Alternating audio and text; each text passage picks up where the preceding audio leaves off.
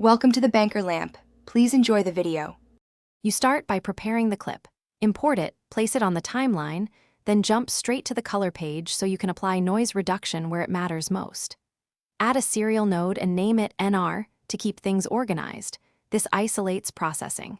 Make sure your project timeline resolution and frame rate match the footage. Mismatches create artifacts. Once done, enable GPU processing in preferences if available, because noise reduction is GPU heavy and will be much faster and cleaner.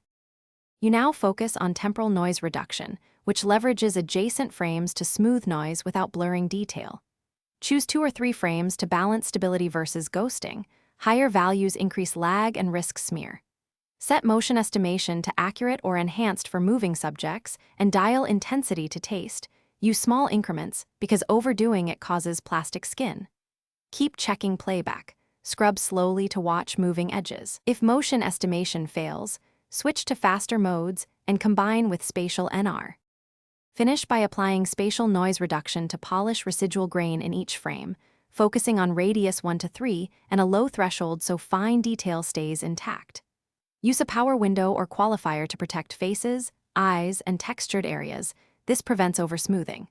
Once you think you're done, render a short 5-10 second test clip to check for ghosting, smearing, or edge halos.